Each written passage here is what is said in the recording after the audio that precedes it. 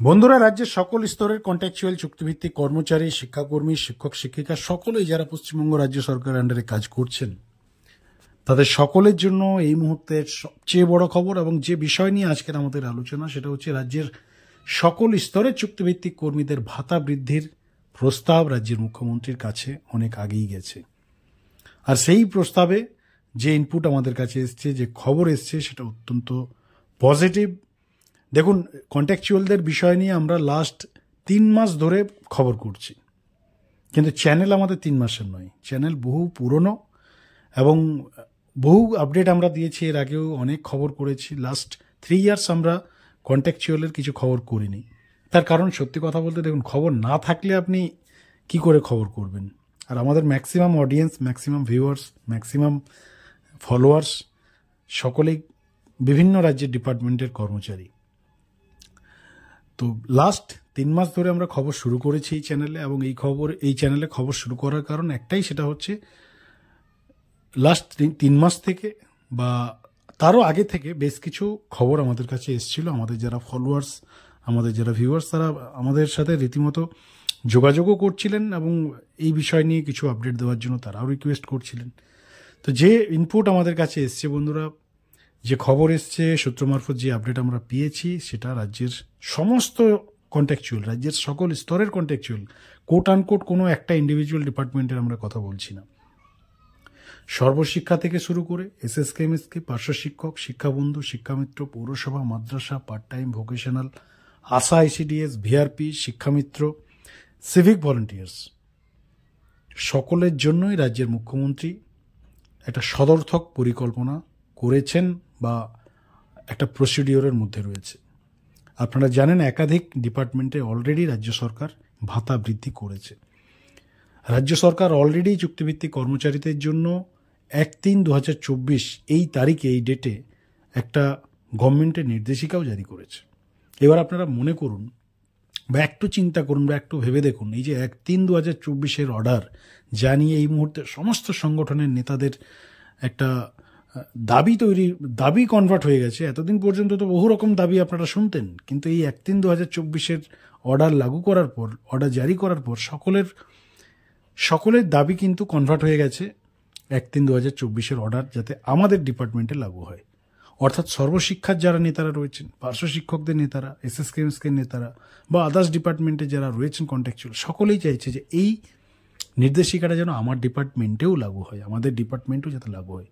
তার কারণ সকলেই জানে বা বুঝতে পেরেছে যে রাজ্য সরকার, রাজ্যের মাননীয় মুখ্যমন্ত্রী মমতা বন্দ্যোপাধ্যায়, শিক্ষামন্ত্রী ব্রাত্য বসু, অভিষেক বন্দ্যোপাধ্যায়ের নেতৃত্বে রাজ্যের মন্ত্রিসভা যে সিদ্ধান্ত নিয়েছেন, এবং দেখুন, এটা মন্ত্রীদের সিদ্ধান্ত নয়, এটা রাজ্যের উচ্চ মহলের যারা আধিকারিক রয়েছেন তাদের একটা চিন্তাভাবনা, তাদের একটা সুনির্দিষ্ট সুচিন্তিত পরিকল্পনা, যে কন্ট্রাকচুয়ালরা তো বারবার স্ট্রাগল করছে, এতদিন ধরে বঞ্চিত রয়েছে, বারবার রাস্তায় নামে বেতন বৃদ্ধির জন্য, তাদের নির্দিষ্ট কোনো বেতন কাঠামো নেই, যার ফলস্বরূপ রাজ্যের উচ্চ মহলের যারা আধিকারিক, সকলেই আইএস আইপিএস, তারাও যে কম বোঝে, কম মানে বুদ্ধির বিষয় নিয়ে যদি আপনারা কম্পেয়ার করেন, বুদ্ধিতে তারাও কম নয়।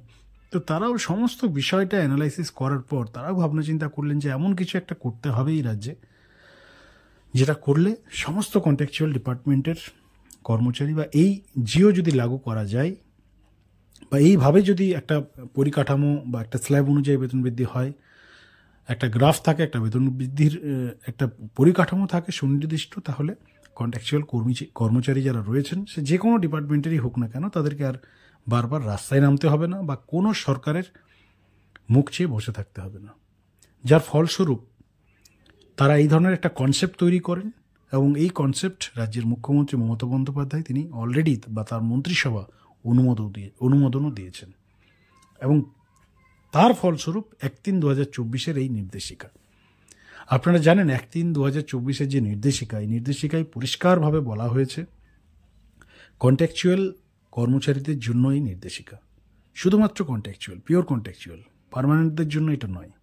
আর সেই নির্দেশিকা, যেটা অলরেডি আপনারা আমাদের স্ক্রিনে দেখতে পাচ্ছেন, এখানে স্ল্যাব করা হয়েছে, এক্সপিরিয়েন্স বা কাজের ভিত্তিতে স্যালারি ইনক্রিমেন্ট করা হয়েছে, স্যালারি বৃদ্ধির একটা প্রপোজাল রাখা হয়েছে, স্যালারি ইয়ারলি কি ইনক্রিমেন্ট হবে, আপনার 5 বছর, 10 বছর, 15 বছর, 20 বছর আপনারা দেখতে পাচ্ছেন সকলের ঠিক এই গ্রাফে অটোমেটিকলি, অর্থাৎ আপনার যখন কর্মক্ষেত্রে 5 বছর প্লাস হবে আপনার এই বেতন হবে, 10 বছর যখন আপনার কমপ্লিট হয়ে যাবে তখন আপনার এই বেতন হবে, আপনি যখন 25-এ কনভার্ট হবেন, আপনি যখন 30-এ চলে যাবেন, আপনি যখন মানে একটা স্ল্যাব অনুযায়ী ভাতা বৃদ্ধির প্রসিডিওর কিন্তু রাখা হয়েছে এবং বাৎসরিক একটা ইনক্রিমেন্ট সেটাও রাখা হয়েছে।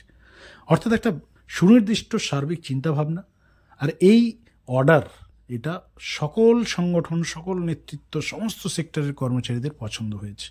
তার জন্যই তারা সমস্ত দাবি ভুলে গিয়ে সকলেই চাইছে যে এই দাবিটা আমার ডিপার্টমেন্টে লাগু করা হোক। আর বন্ধুরা, এই বিষয় নিয়ে আমাদের আলোচনা। দেখুন, রাজ্যের মুখ্যমন্ত্রী এই বিজ্ঞপ্তি জারি করার পর 1/3/2024 জারি হয়েছে এবং অলরেডি বেশ কিছু ডিপার্টমেন্টে এই নির্দেশিকা লাগু হয়েছে। কিন্তু তার সঙ্গেও আমরা বলি যে সমস্ত ডিপার্টমেন্টে কিন্তু এই নির্দেশিকা লাগু হবে তার কিন্তু সিওরিটি নেই। আপনারা দেখেছেন লাস্ট বেতন বৃদ্ধি আপনার হয়েছে কর্মবন্ধু, এই নির্দেশিকা কিন্তু লাগু হয়নি। বিএসকেদের বেতন বৃদ্ধি হয়েছে, এই নির্দেশিকা লাগু হয়নি।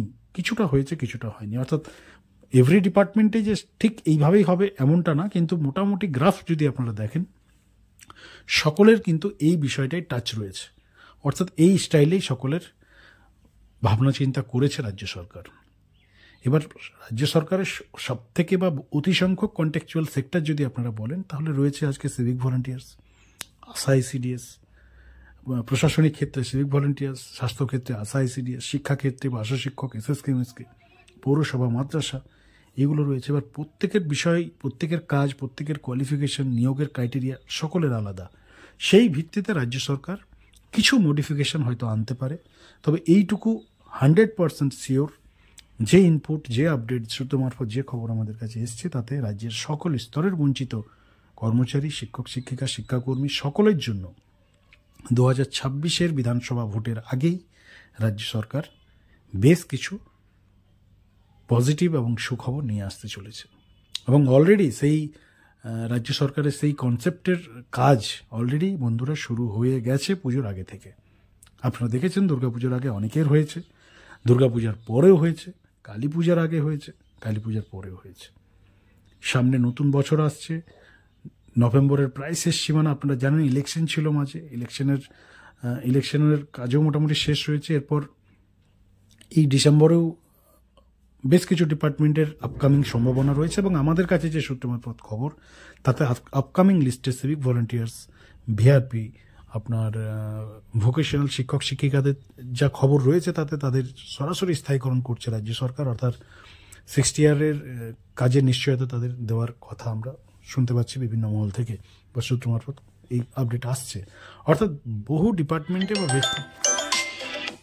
বেশ কিছু ডিপার্টমেন্টে রাজ্য সরকার ভালো কিছু নিয়ে আসছে। তাই অপেক্ষায় থাকুন, অপেক্ষা করুন। অনেক দিন স্ট্রাগল করেছেন রাজ্য সরকার, রাজ্যের মুখ্যমন্ত্রী মমতা বন্দ্যোপাধ্যায়, অভিষেক বন্দ্যোপাধ্যায়, রাজ্যের শিক্ষামন্ত্রী ব্রাত্য বসু মহাশয়, রাজ্যের মুখ্য সচিব, তাদের সকলের উপরে ভরসা বিশ্বাস রাখুন। রাজ্যের মুখ্যমন্ত্রী মমতা বন্দ্যোপাধ্যায় সকলের জন্য বেশ কিছু বা বড় কিছু নিয়ে আসতে চলেছে। ধন্যবাদ।